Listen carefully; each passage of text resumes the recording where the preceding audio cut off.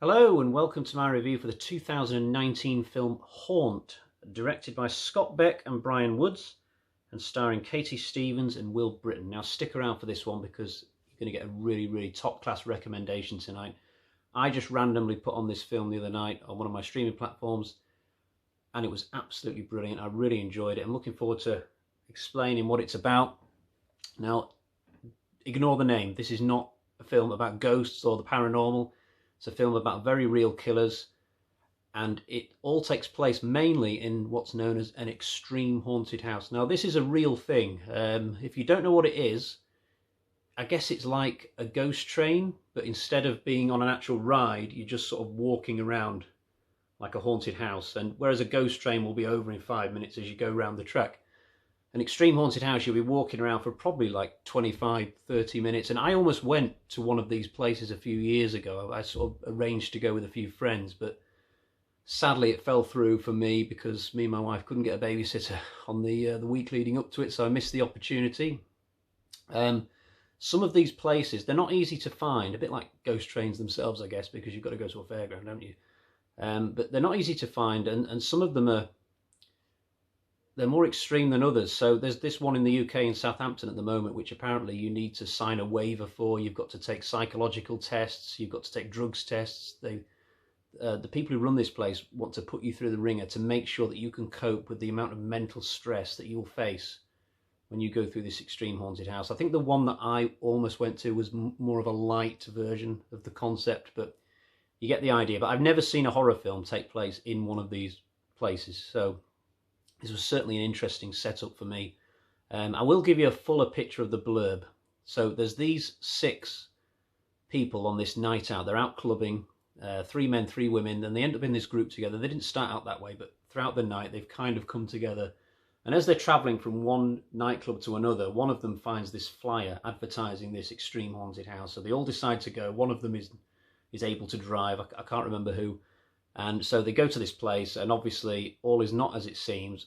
The people who, are running this place are not interested in taking their money. They want to kill them. So that's the story, essentially. So it's one of those films where like half the film is one slow build-up as we get to know the characters and get to this location. And the second half of the film is the sort of scary terror where it all goes wrong. I like this kind of structure. And this has one of the best opening halves to a movie I've seen in a long time. It's really good. And if I go back to the nightclub part, I sort of realised watching this film that I really like horror films that start off in nightclubs because it's such a scary location. It's dark, it's got strobe lights, shadows. You never know who could be already watching these characters, who could be in the vicinity who is not a nice person or persons.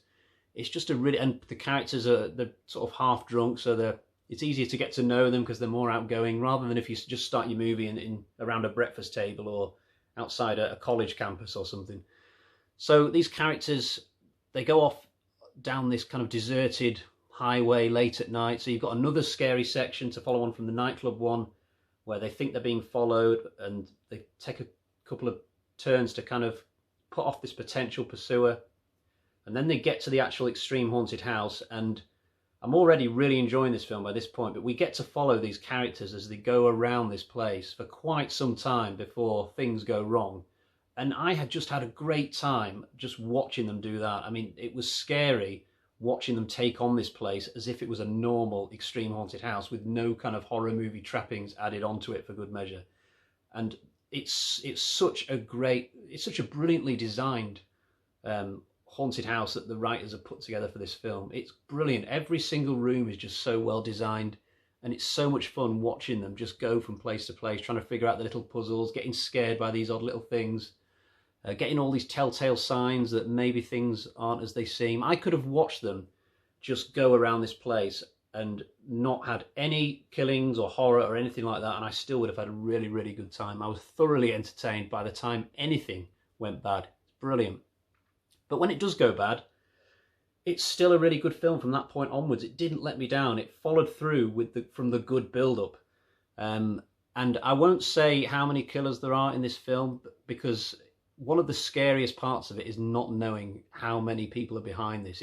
We sort of get the impression very early on that it must be at least more than one, but how many. You just don't know. You just don't know if all the employees are in on this thing, or whether it's just a small little group sort of terrorizing them from within, and maybe some of the employees are okay. You just don't know.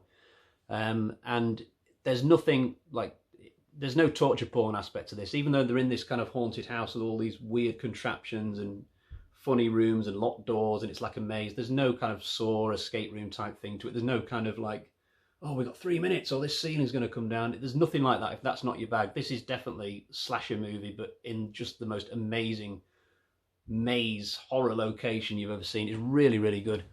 It's got a great ending as well, very original. There's no way you'll guess the ending. And I just can't recommend it enough. It was really, really good.